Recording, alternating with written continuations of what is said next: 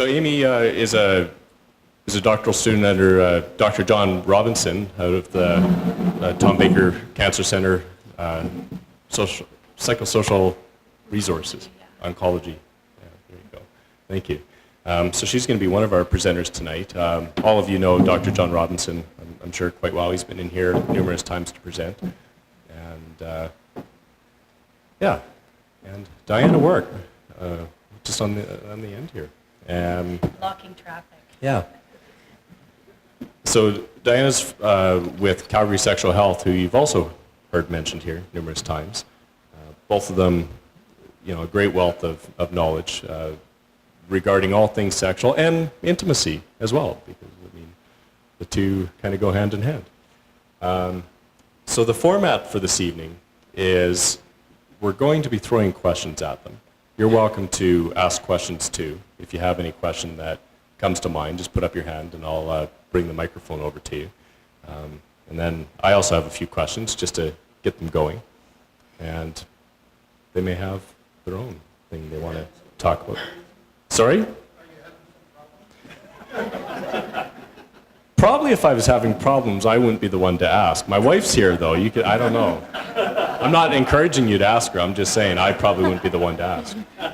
And we never assume. So, anyway, I guess let's start with a few questions. Can everyone maybe just say hi and see if there's enough sound? Hi. Is that Hello? Okay. So when you're throwing questions, throw them with love. It's Valentine's Day. Was that okay? Did everyone hear that? Yes. Okay. Okay. Well, let's start with this. So what do you guys see as common reasons why couples hold back from sharing their fears and desires with their partners? Maybe let's go man's perspective. I don't know. No, woman's. Go with the woman's perspective. I don't have a man's perspective. Well, no. And when I say perspective, I suppose. I know. Yeah. I know what you mean. Do you want to go or do you want? No, you can start. So, from the Calgary Sexual Health Center's perspective, because we're a sex-positive space, what that means is that we believe that people don't always necessarily have positive sexual experiences. But our hope and dreams for people is that even if sexual experiences have been negative in the past, that they can be positive in the future. I think culturally, whether we're from Canada or from another country, sex hasn't been spoken about freely, openly, honestly, without shame, without fear. And because of that, I think that blocks our ability to actually be intimate. And even when we're in long-term, stable, monogamous, healthy relationships, sometimes that old information that we got about women shouldn't want to have sex, women shouldn't actually enjoy sex, and that men should want to have sex all the time. So because of those scripts that we get, sometimes it makes it really hard for women to say, that feels really great. I really like it when you do this. And without that information, men think that they're doing a great job. When maybe they're not. Or maybe they just need to change it up just a little bit to make it spectacular. And for men who sometimes are not in the mood and want to say, yeah, I'm not kind of in the mood, and their partners, their female partners are in the mood, women don't want to take no for an answer because men are supposed to be ready to go all the time. That's the message. So I think that really interferes with our ability to be intimate. And we haven't learned how to talk about being intimate with each other very well. We don't have the language necessarily for it. And we haven't had a chance to practice it. I think early in relationships, the idea is, let's have sex and make babies. And then you do that. And then, wow, are you tired? Because babies are busy. and people are working and trying to keep house and look after family and all of those things. And then intimacy, I think, kind of gets stretched, because intimacy means somebody not snoring, or intimacy means somebody sleeping on the couch so that somebody can sleep through the night. And then the children get a bit older, and then all of that family stuff gets a little bit more complicated and complex, and it becomes about youth sexuality, and it becomes about how do we make sure that our youth are not getting pregnant. So that takes a lot of mental power, and it kind of drains sort of that energy within relationships. So I think it's very complex, and I hope we can talk about intimacy a lot tonight. In a really positive way, because I think it starts with holding hands, which is a lovely thing. Very, very good point. Amy? Sorry. Yeah. Thank you. No, for sure. So my experience is more in the strictly prostate cancer aspects of sexuality. And what I've noticed, especially in men, and they go through all of these changes, and it's not just in sexuality. They go through incontinence, hot flashes, so their whole identity is kind of changing. So they have trouble sometimes even broaching these subjects because it's novel to them and they don't even know how to start talking about it. So I think that's really important to address. And then the partners see the men going through this and see that they're upset about it, so they don't want to bring it up to upset the men further. So I think it's this balance and this dance that sometimes happens between partners. All right, and I guess, how about let's try this. What, do you think there exist cultural traps that impede intimacy? Things in our culture, the way we were raised, that maybe keep us from being as intimate as we could be? Yes. But answers, of course, yes. Yeah. The short answer is yes, absolutely. And I think we're starting to learn from our past and starting to talk a lot more about intimacy in terms of closeness and what that means, and that it isn't just about one thing. It's about being sexual beings, and how do we want to walk in the world, and who do we want to be with, and how does it feel to be with that person, and what does it mean to be with that person, and how do we set up our societies now so that those conversations are safe. Like you said, people don't feel safe to talk about these things because we haven't been given the tools, and I think that that's culturally constructed. We're not built that way. We weren't born that way. We learned it. We learned it from our parents, and our parents learned it from their parents. But if we look back at cultures that, created things like the Kama Sutra. Wow. They explored touch and intimacy and positions and all sorts of creative ways to be with other people. That was spectacular. And the Greeks did the same thing. So it's not something that's innate. I think it's something that we've constructed. And I think now that the baby boomers are becoming the generation, it's very interesting now having discussions with seniors about breaking through some of those cultural barriers that they've learned and exploring the next phase of being a sexual being, which I think is fantastic. Did that answer the question? No, I've had a long day. Yeah. I feel like I'm rambling. So cultural barriers. Amy, what's your perspective on that? I would have to agree with you that a lot of everything that we have is culturally defined. And when we think about masculinity, in our cultural terms, it's someone who's very phallically central, a very masculine man. And I think after prostate cancer especially, it's important to look at these definitions and realize these are cultural definitions, and that we have the ability to redefine these things and to include the huge scope of masculinity that it should include, which isn't necessarily just penetrative sex and phallically centered. So I think that's really important to address after prostate cancer especially. Okay. So let's go along the same lines. How about gender conditioning?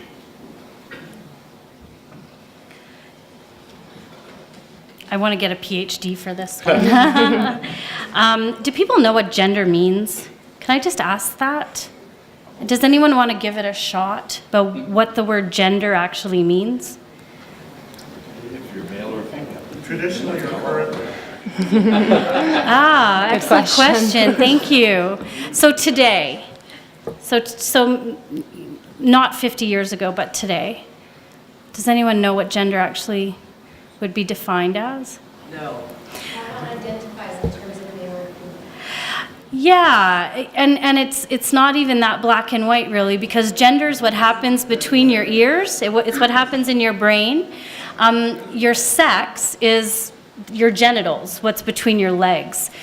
So when you're filling out your passport form and they ask you, on that little box what your sex is, what they want to know is what's between your legs.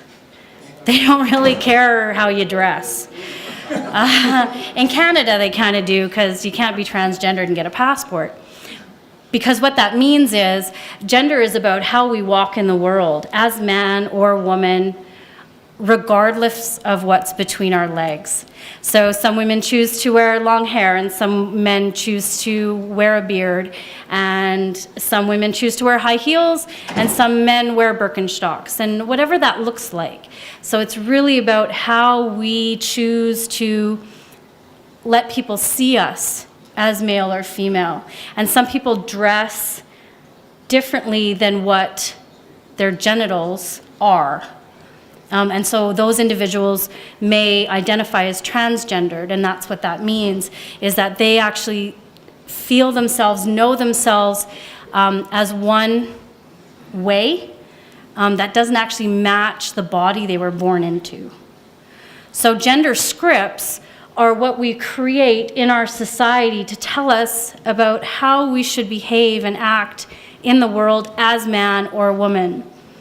And those are starting to blur a little bit more than they would have probably even 20 years ago, especially with people choosing different careers and dads staying home and looking after their kids, and the female partner going off and being the breadwinner and those types of things. So some of those traditional roles are starting to change, and I think with that comes another conversation about what does that mean about what it means to be a man, and what does that mean about being a woman. When we had these traditional roles of the man wears the pants, he makes the decisions, now we're seeing less of that. And it's not about telling men not to be men anymore, but it's about talking about what does it mean for us to be human, to be people, to be emotional, to fall in love, to care, to support, to be a good neighbor, to be a good friend.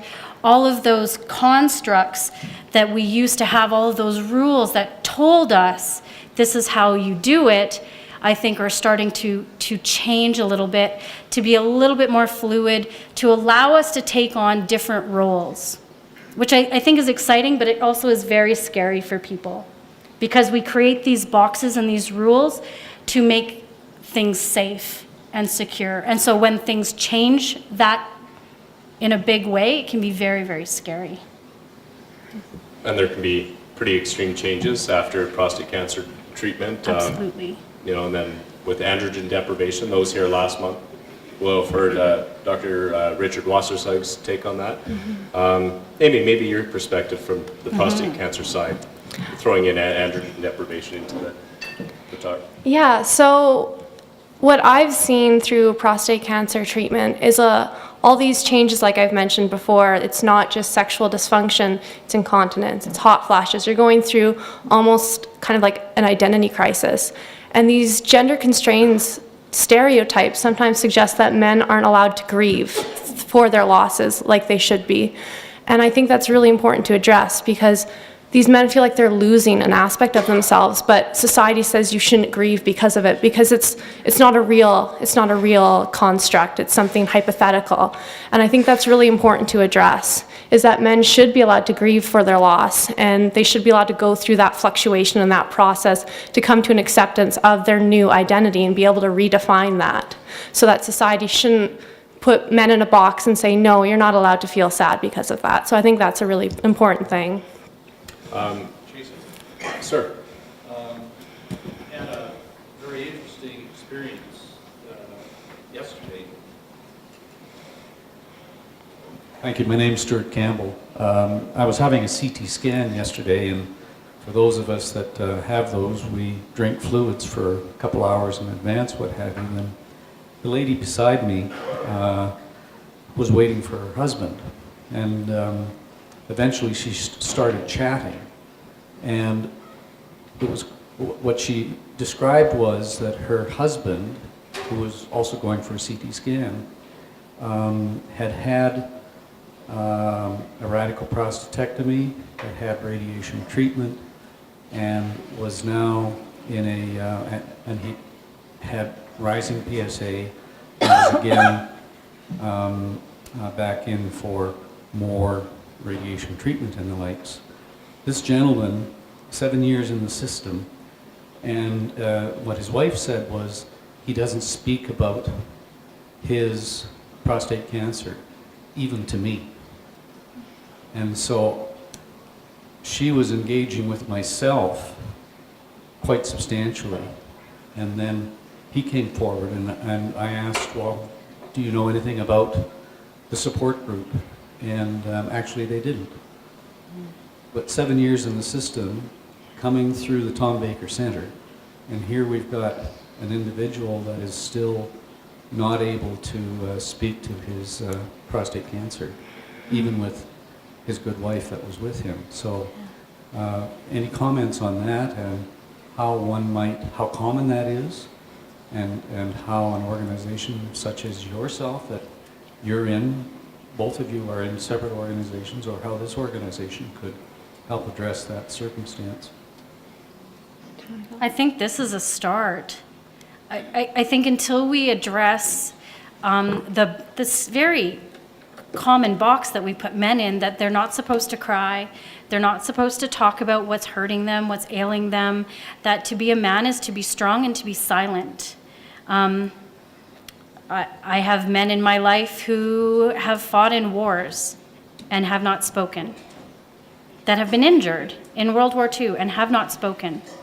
That makes me very sad, to think about all of that repression, you know, the sadness, the hurt, the grieving that I think we allow certain people to partake in, but not others, which seems crazy to me. Everyone should be allowed to grieve. Everyone should be allowed to cry. Everyone should be allowed to laugh, right? There's no reason for us to create these situations where people can't feel every emotion under the rainbow. I think through the work that the Calgary Sexual Health Center is trying to do, working in junior high schools and high schools around sexual health education, we are trying to help youth recognize these gender scripts and recognize the challenges and the boxes that it puts people in. We try and encourage communication and positive, healthy decision-making skills between partners, between families, between friends.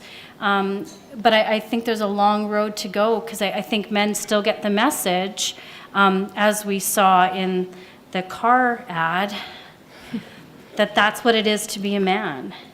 But for a lot of men, that's not what it is to be a man. And so where do they fit? Where do the men fit that aren't interested in football? And where do men fit that aren't interested in cars or saving a woman, for that matter? And where are the women who aren't interested in being saved? Right? So I think this is a wonderful start. You know, and I think the support that you're providing here to each other and then to the greater community when you run into people at a clinic, I think is amazing. And it's one person at a time. Mm-hmm. So I commend you for being available to her, because obviously she needs somebody to talk to, which is so great. You know, the interesting thing, Stuart and I were actually talking about this earlier tonight, this very story he relayed.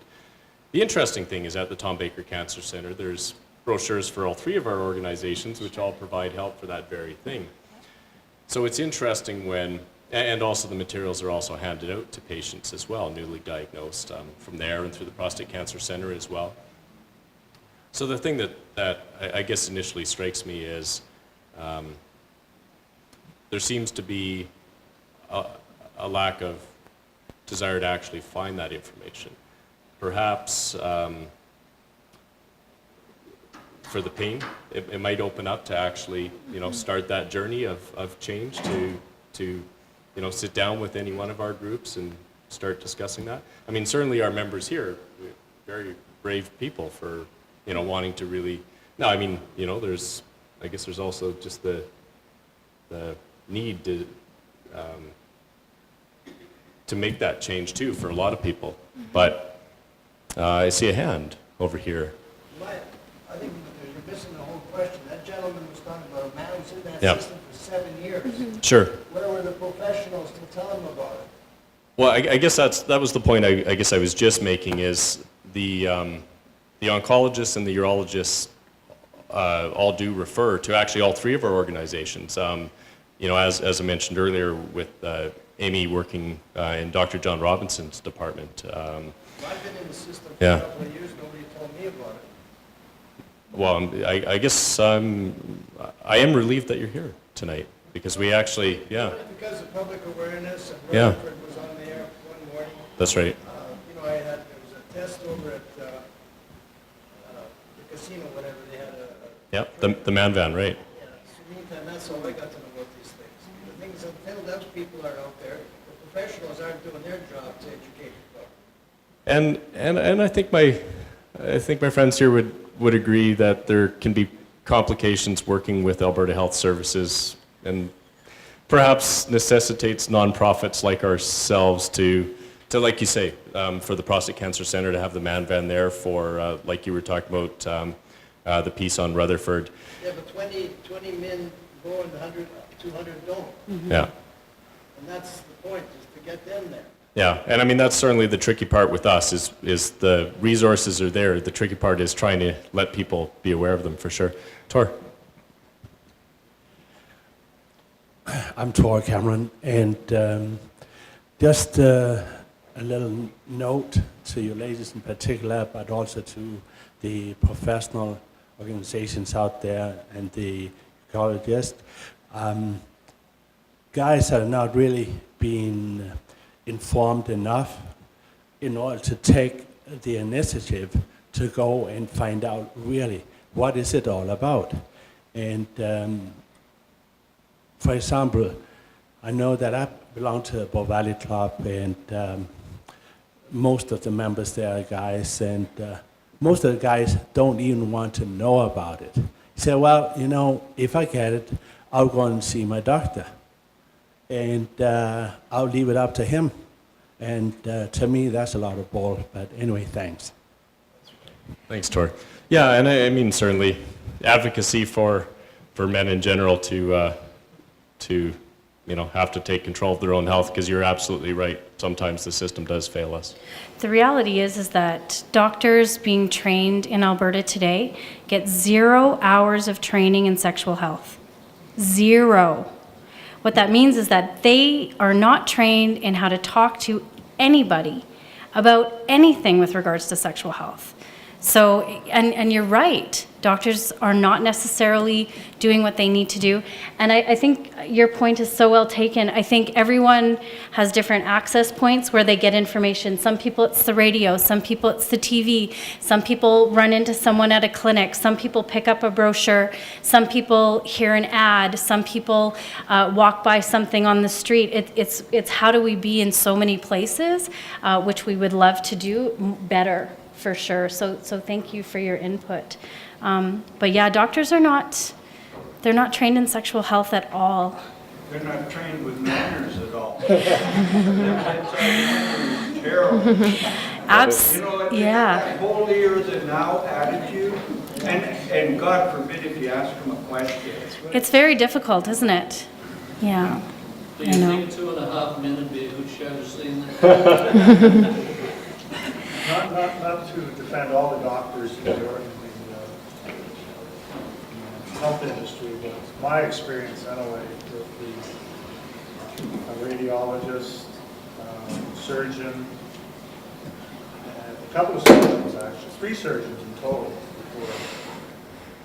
before I finally underwent the knife. I found them all very communicative. And I think it behooves the individual, that's the unfortunate part, it behooves the individual to ask questions. because I was to see my urologist today, first visit after surgery. And I don't know what he would have told me if I hadn't asked him a whole bunch of questions, other than the fact that the surgery went well and your PSA is negligible, so it looks pretty good, you know.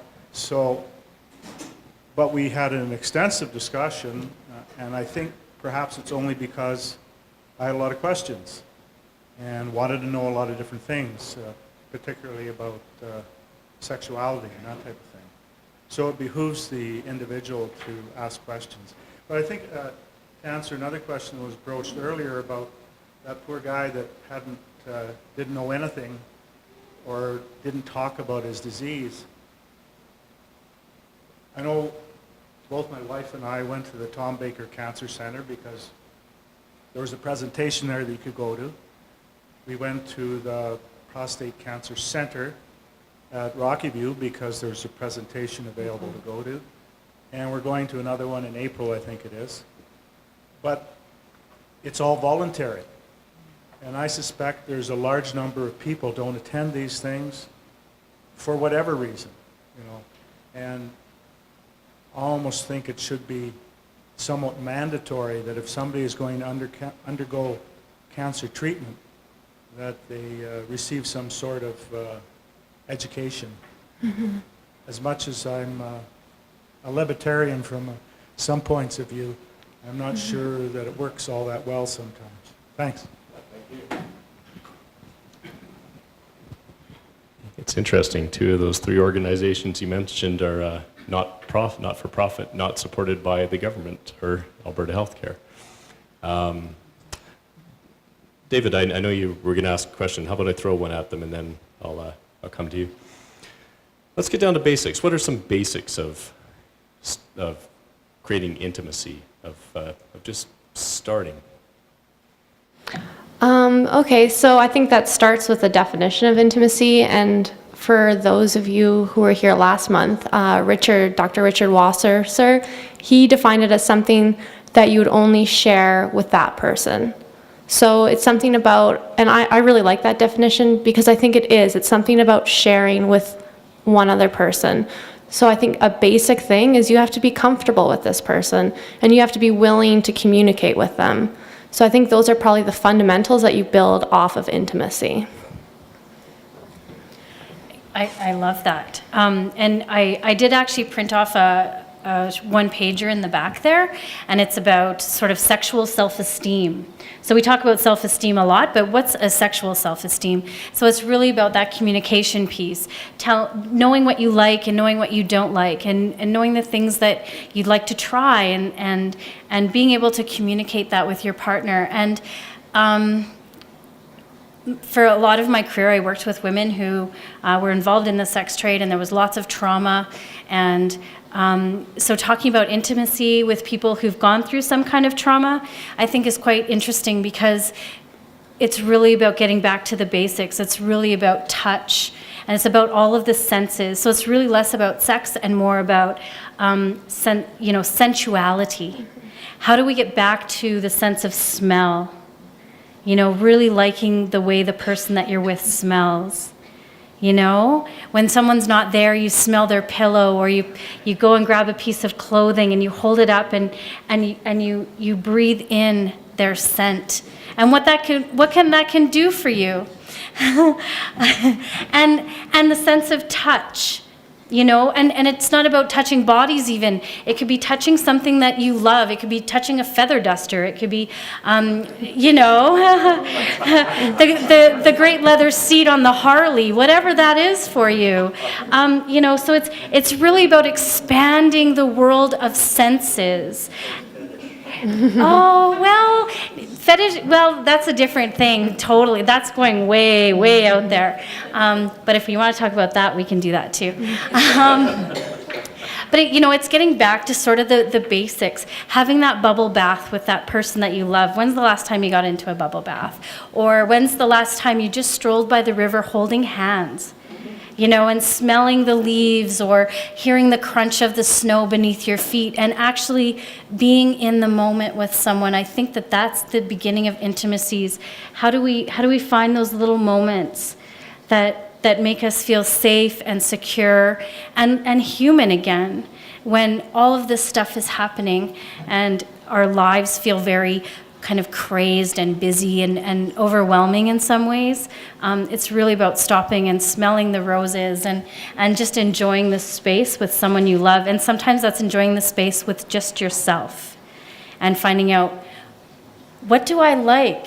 How do I like my body to be touched? And do that for yourself first so that you can actually communicate that with your partner. I really like the inside of my wrist. I love when you touch me there. What a great thing for your partner to know. And it's intimate and it's real.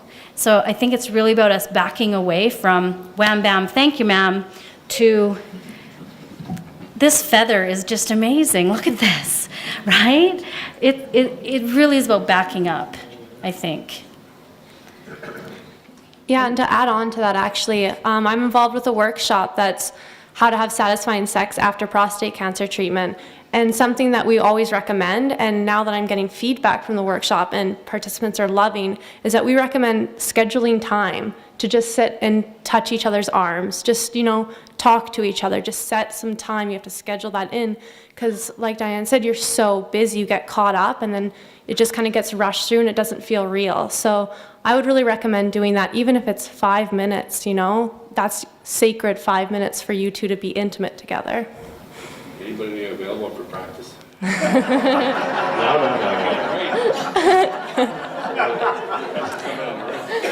Well, I do work for a nonprofit, so I'm looking always for ways to supplement my income. No, I'm kidding. New car in the driveway. There's, you can take that up with her after. She'll be at that table by the door. If you actually, the program Amy had spoken of, we have brochures at the back, so be sure to grab one on your way out. David. Thanks, Jason. I want to respond and maybe invite your comment to the gentleman that was 7 years in the system and didn't know about the services that are available. And I'm an educator, now retired, and I know when a student would come up and say, well, you never taught me that, and I'm saying, well, really I did, but somehow or other I didn't engage you, or you didn't hear, or you didn't, you weren't at that time in whatever you were thinking about, that it didn't register. Now it's hard to imagine that 7 years that the organizations that we're seeing today wouldn't have registered, but I'm wondering to what extent that there's the aspect of timing is absolutely incredible. And I know for somebody who's gone through surgery or radiation treatments and so on, that speaking with someone at a time when they've gone through that sort of physical but perhaps emotional trauma and upheaval, that to say something to them would go right over their head. They just wouldn't, it just wouldn't register. And so the question is, how do you get to connect with those individuals to make sure that somebody who's 7 years in the system doesn't sort of slip through the cracks? Yes. Tell their wife. Well, David, it's interesting. You said timing, and that's, I think, a big part of it, right? I mean, even we've been around for 16 years, and fellow organizations just as long. It's interesting that it's only really been the last couple of years that there's becoming traction in the prostate cancer movement, and people are becoming more aware and more willing to talk about it, right? So, as you say, sometimes it's just a matter of where a person is in their life and the social support system around them to be in that same level of evolution, if you will. And I think that's the case with a lot of learning. I mean, we spend 5.5 hours with a grade 11 class, and on their evaluation form, they say, you didn't talk to us about condoms. I'm like, are you kidding? I put one on my head. I put one on my arm right up to here. You put one on a Woody. What do you mean I didn't talk to you about condoms? But it's about what people perceive that they've been told. And I think it's always really difficult because, people have to be ready for it. And how do we know when people are ready for it? I don't know if there's an answer. And I think that was poignant what you said. Yeah. Students ready, the teacher will appear. Yeah, Yeah. exactly. Well, and that's what we have to hope, is Yeah. that the person finds us And the at teacher right did time. appear right there, which is fantastic. Okay, so I threw the question at you, the basics of intimacy. What are maybe some pitfalls that you could see that should be avoided? I mean, it's good to know what to do, but maybe what not to do. But I know it's a hard one, but Go ahead, yeah.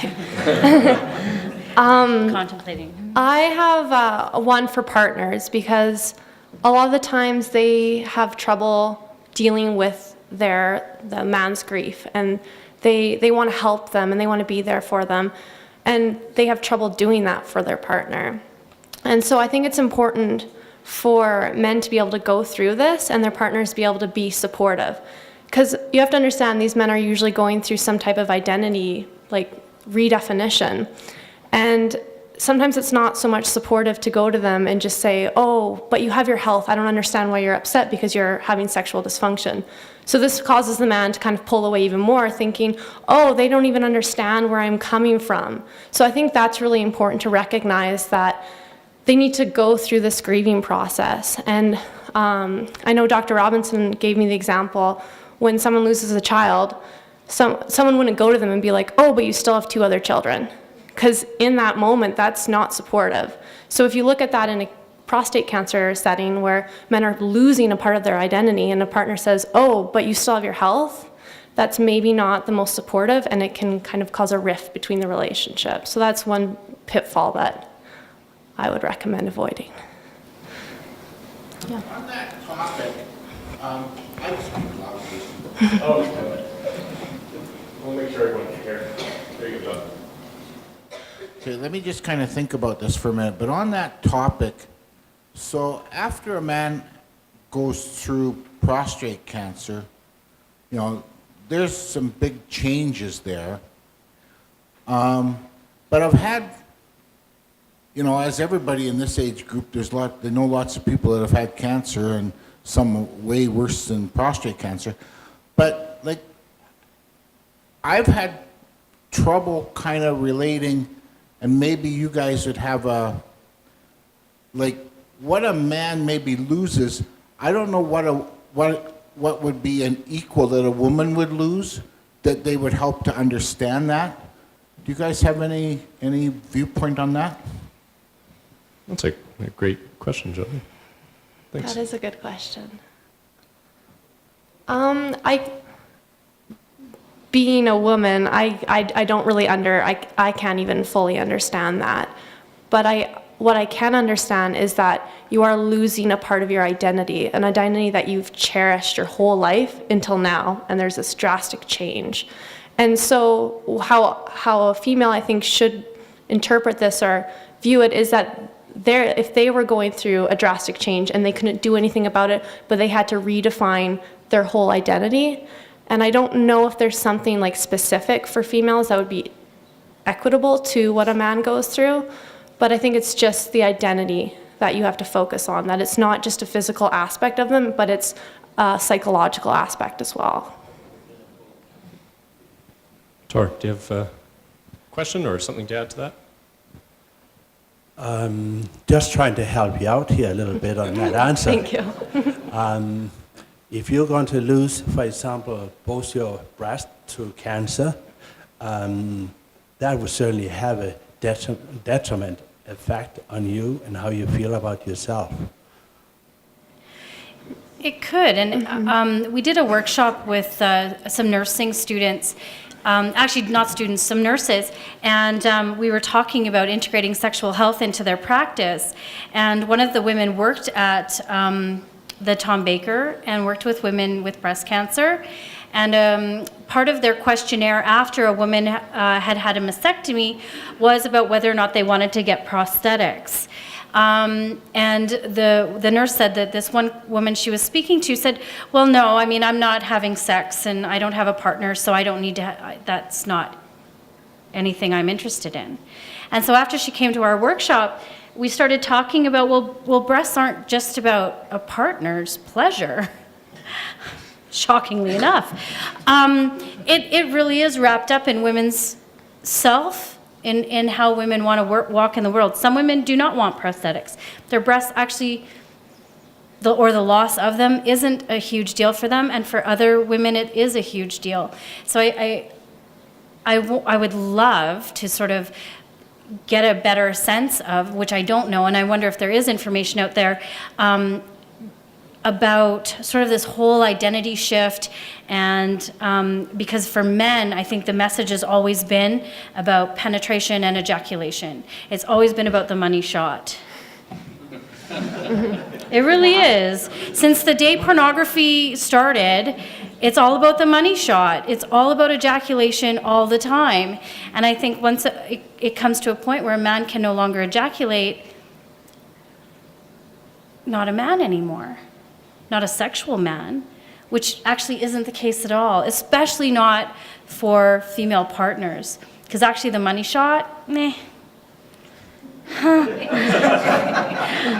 So it's about how do we create that safe space for men to grieve the loss of that, because it's huge and it's been embedded. And then how do we talk with women about how do you be supportive, how do you move forward, how do you create that intimacy, how do you make sure that everybody is doing things consensually and that feel really good. And it doesn't need to be about the end goal of ejaculation, which I think is a very complex issue for couples.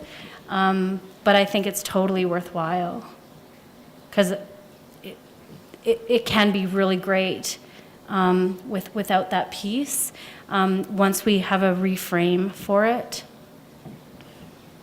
Yeah, and my only fear about that comparison is I don't know if most women would define their identity or their femininity through their breasts. I think women tend to integrate many more aspects into their female identity, where men tend to be, our society has made them very phallically central. So that's my only fear of drawing that comparison. Mm-hmm. Yeah, gentlemen, I'm going to have to say that I side with them. I think men invest far more into a single organ than woman ever does, for sure. And perhaps that's where the catastrophic, fallout comes from, is when, there's major changes and so much of our self and self-identity is placed there. And as much as the colorful depiction it certainly brings a certain perspective, it's also, I think, even beyond sex, right? Mm-hmm. Because there's archetypal images of power and just overall dominance there that go well beyond sexuality. So, but yeah, interesting. We had some laughs from that anyway. So let's try, techniques. What are some techniques that couples could use to help build intimacy in the relationship? Don't have to fight about it.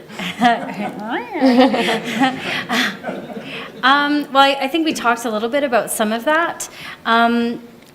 And I was told that your last meeting, you had someone come in and talk about strap-ons and things like that, which I stood up and cheered. Yes! Because I think that's great. And I think if we can redefine what our intimate relationships look like, some of the female partners in the room might have orgasms beyond their control, because their partners are taking a different interest now. So I encourage you to use really great lube, because it can be very exciting to now explore your partner's body in a whole new way, which encourages closeness and intimacy and allows for some different experiences that maybe people haven't allowed themselves to experience in the past, which can be built on closeness and built on doing all of those little things, cooking together in the nude with just an apron on. It's great, right? It's good. Just don't fry any bacon. That's bad. Ouch. But do you know what I mean? Go and buy his and hers apron and have some fun. You know, rediscover what you love to do together. To move forward and to build that intimacy again, which I think is amazing. Go dancing, you know, find those things again. Remember why you fell in love with the person you're with, because all of those things are probably still there. And that will rekindle some of that intimacy, which I think is a beautiful thing. I mean, I see people sitting close together and arms touching, and it makes me feel like all goosebumpy and stuff, because it's so important as human beings to touch. And I think that's where we start. Yeah, I'd really have to agree with that. And I know that our workshop does touch on a lot of these topics, starting with, again, setting time aside and making it not have to end with penetration, like making it, if that's not where you're at right now, then make it non-confrontational in that manner. Don't try to end with a disappointment. You know, set time aside to, like you said, cook or just talk.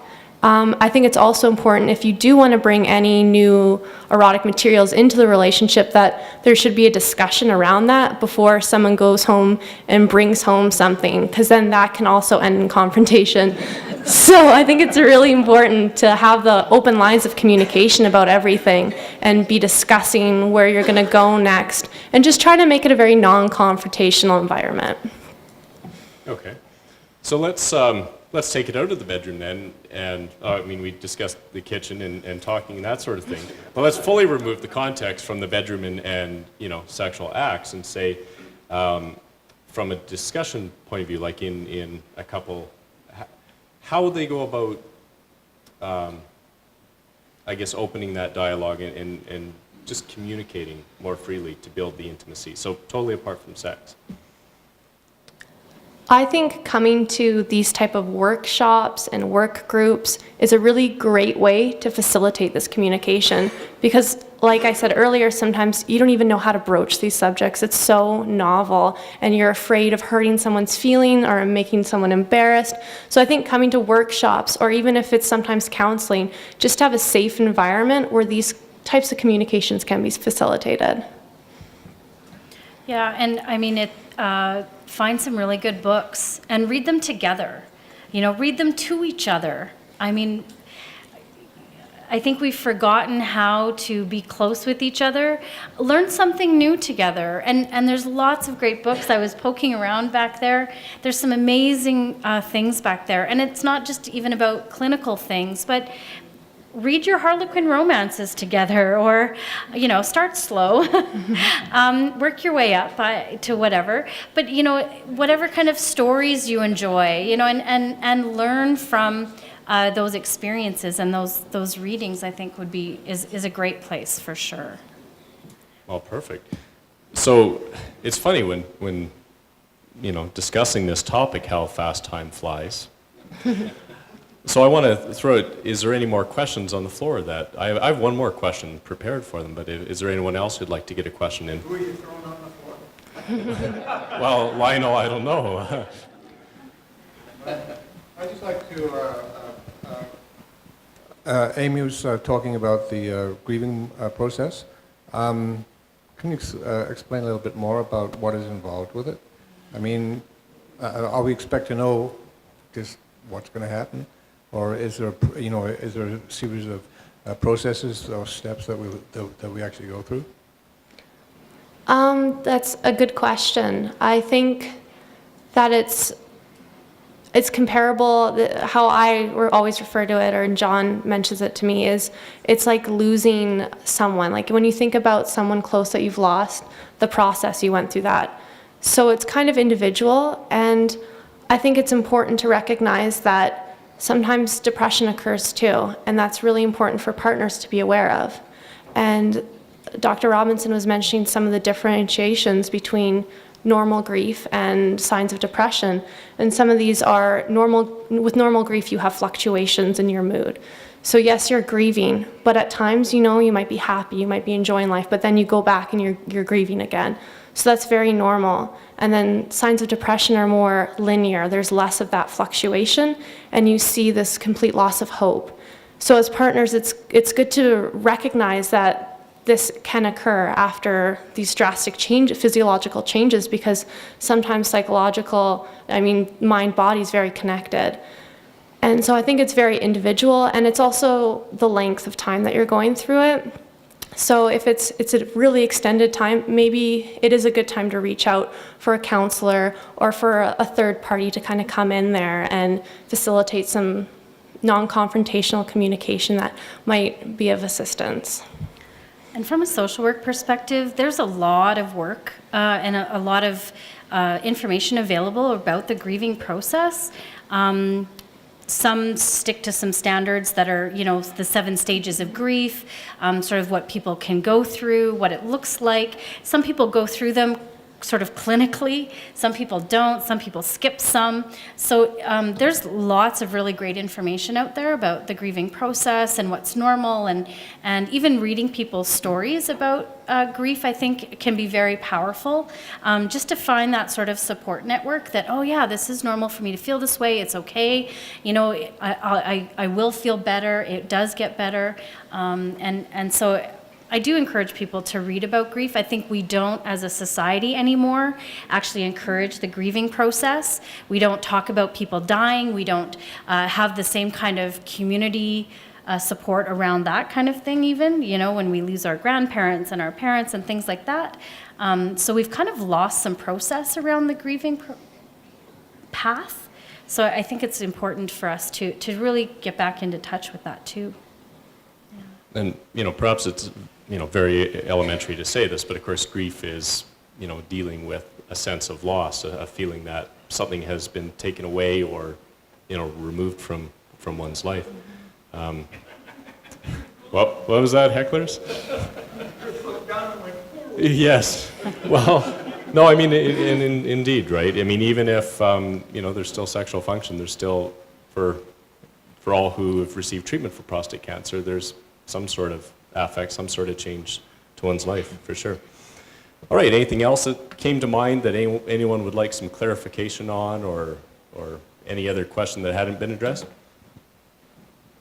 Arnold? I had my radiation with a doctor back in '02, and when he interviewed me, he says, you might lose your sex drive. So I said to him, how long for a year? He said, how about 5? Where do you start, Kind of makes you kind of get away from it. Yeah, it's interesting. I wonder if that's, often a complaint we hear quite often is doctors not even really talking about some of the side effects and complications, and perhaps, being that everyone is different. For some 2 years, some 5, some never. This is mind-boggling. Yeah. It's no wonder some doctors don't even want to approach the subject, right? It's frustrating, for sure, for most of our members here. So, all right. So I got one last question for them, and then I'm going to have them tell you a little bit about their organization, so where you can get a better understanding of what they do and maybe how you can take advantage of the services. So here's my question. So if after trying all that we've discussed this evening, and a couple still struggles, what suggestions or recommendations would you have? What would you say they try? I've mentioned this earlier, and I really do believe in the counseling process, or even maybe this meeting itself wasn't helpful, but maybe something at the sexual health center will be helpful. And so I think it's really important to use these facilities while they're out there, because they really can assist, facilitate communication, or strike ideas, like maybe nothing that we spoke about really, oh, that's not going to work for me. But there might be another organization that will discuss something that will work for you. So I think it's good to use these aspects, because if you're having trouble coming up with it on your own, it's probably not going to come to you one day. So I would really recommend counseling or just using organizations that are out there. And I think sometimes there are other groups that can be helpful too. Sometimes it's less about the prostate cancer or other cancers, and maybe it's about something else. Maybe it's about a communication issue within the couple. Maybe it's about some past grievance that's happened that hasn't been dealt with. So maybe there's a support group, maybe there's a group of people who are with a marriage counselor or something like that, that can really move that conversation forward and really bridge that gap, whatever that gap might be, to intimacy. Because we all have baggage. And we all go through times where we actually want to kill the person that's sleeping in the bed next to us, even on Valentine's Day. So it's important, I think, to acknowledge when we've hit a wall as opposed to a speed bump. Those speed bumps, we'll figure it out, we'll get over it, we'll keep talking, it'll be okay.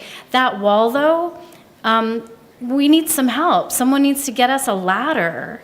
And sometimes that's another group, and sometimes that's a counselor. So yeah, I completely agree. I think it's important for us to acknowledge when we actually need some professional support in those things. And I think there has been a history where seeking out that kind of help meant that there was something mentally wrong with you.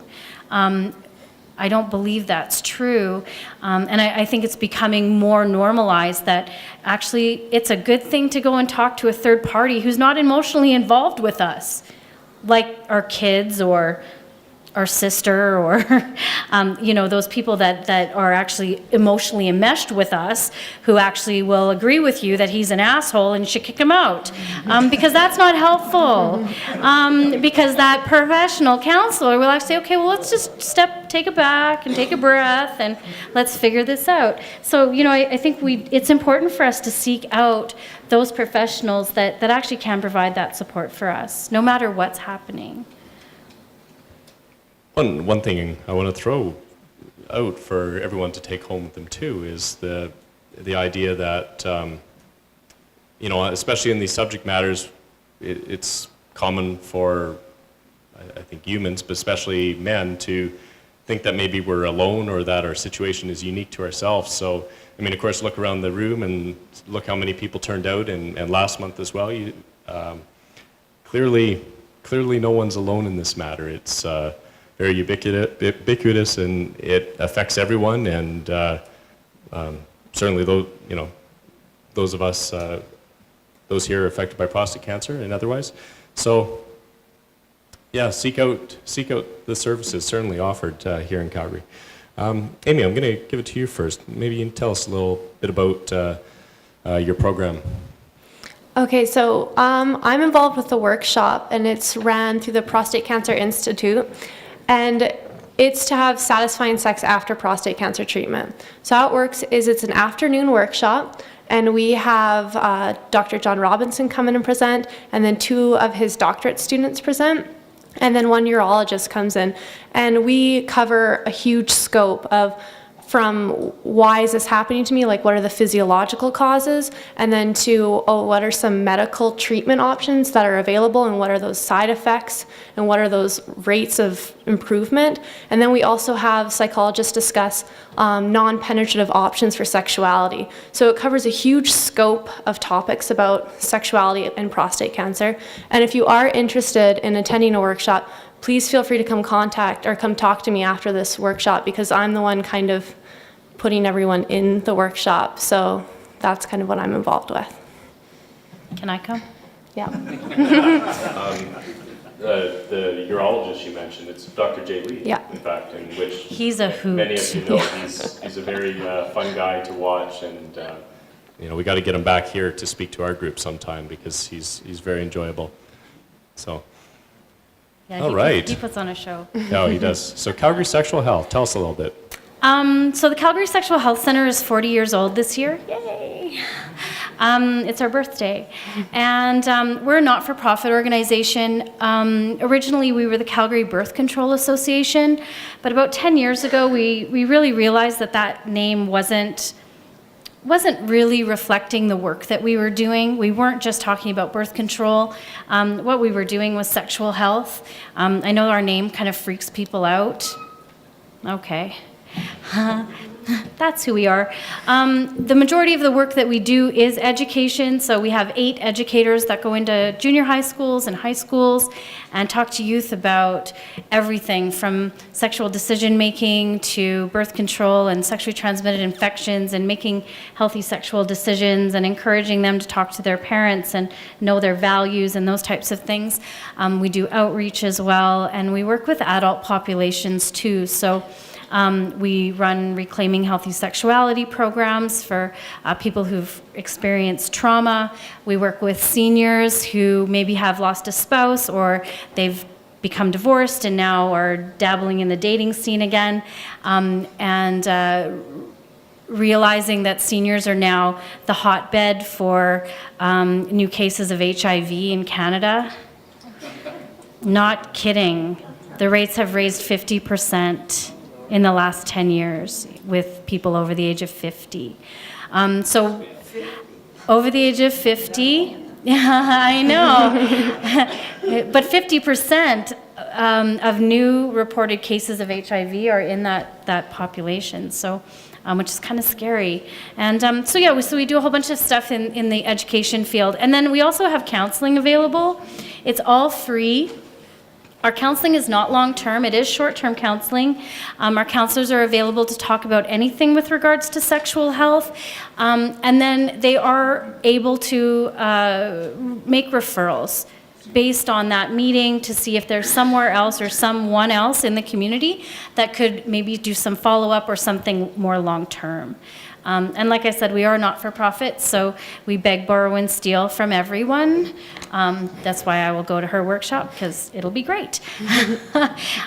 So all of the information, I brought a whole bunch of different things. So if you have grandchildren or youth in your lives, there's information back there for them. There's some stuff there around sex toys, and there's some love kits back there with some really good lube in it. Because ladies over 50 need that. And actually us ladies under 50 need it too. We just don't want to say so. So please help yourself to anything that's there. And thank you. And our website is very, very user-friendly. There's lots of great information, so I encourage you to poke around. That's not an intended pun at all. It's getting late. And I've been talking about sex all day. My sex life is dead because of this. It's like, no, it's been all day. So please check out the information that's there and take anything you need. And I'll stick around for a bit if people want to chat some more about what we do. Thanks, ladies. Everyone give a warm thank you. Thank you. Thank you.